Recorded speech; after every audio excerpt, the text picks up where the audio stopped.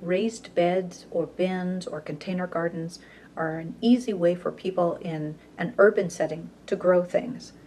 In the journal today, I'm showing a lot of examples that Mandie has in her yard of things that she's grown in garbage cans and barrels and raised beds, just to give an idea of some of the possibilities.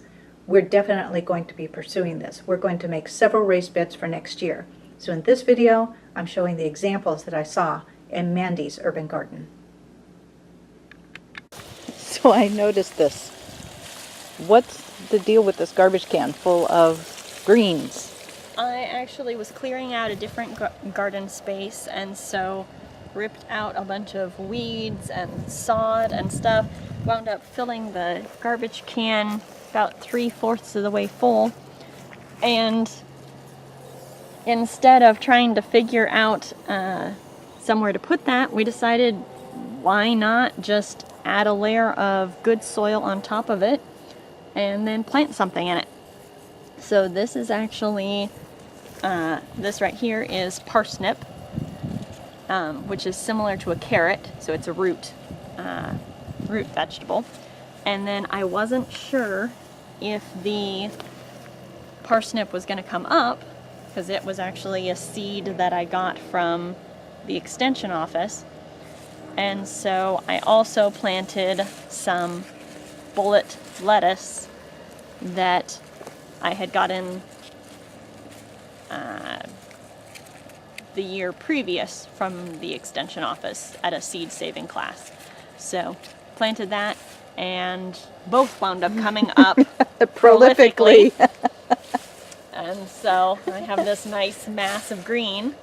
Just kind of come out and pick my lettuce for salad, and so it's really convenient. It's you could plant that anywhere. I mean, you could put this container anywhere you didn't have a garden. Yes.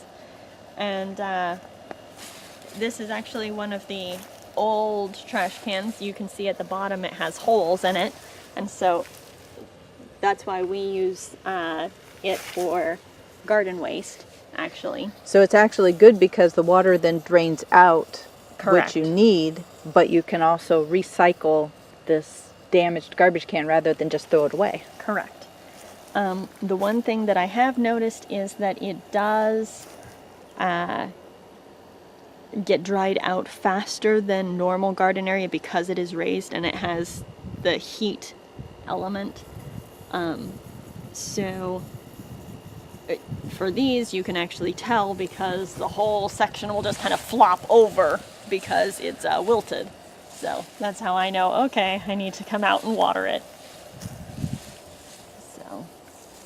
So here you have another container, another recycled garbage can. Yep. Right? And this one is cracked on the side to let the water out. And then here you have strawberries. Yes. They look very happy. They are happy. So far I haven't gotten any actual berries off of them, but you can kind of see small berries starting.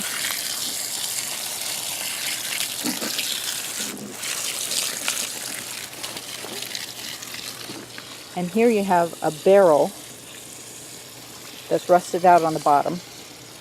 Yep. And in it you have... So initially it was filled with weeds as well, so we put some soil in it and put some strawberry plants. However, I think the having the metal surrounding them was too hot for the strawberry plants, so they weren't looking very good. So I decided to plant a squash in the middle of it. And as you can see, the squash is quite happy with that arrangement, and the strawberries seem to be happier now that they are shaded. So in one barrel you have strawberry and squash. Yep.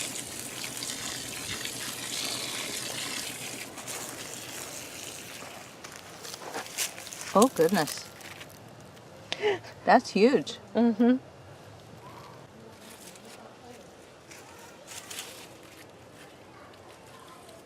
This is my first one.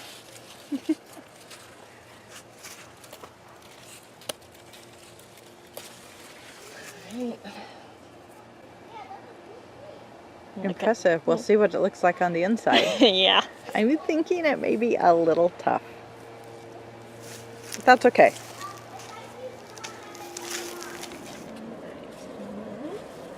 There is my zucchini.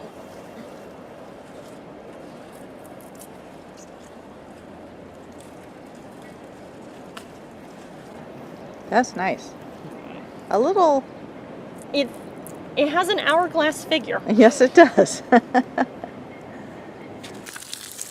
So in this one bed, this is a 4x8 size bed. 4 foot by 8 foot, about, right? I think so. And you have just a huge number of things planted in this one bed. Yep. My goal was to not have any free space because that cuts down on the options of weeds, and then the plants are giving each other shade and all of that. So that's why this group is planted definitely more tightly than the other. The other, I have the watermelon and the cucumbers are over there, so I wanted a little bit more free space so that they could branch out if they needed. And I need to get over. And this is raised about 8 inches off the ground. Oh, these are my okra. Those are very cute. Hey, you've got an okra. Look at that. Yeah. In past years, I did wind up getting okra pods, but they took so long to develop that by the time they got to a decent size, they were already tough. Oh.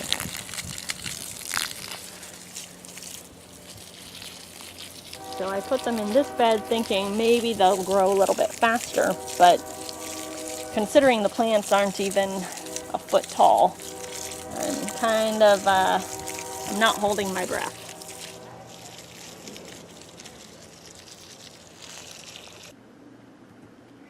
Another type of raised bed that Mandie had that I really liked was made out of these concrete blocks.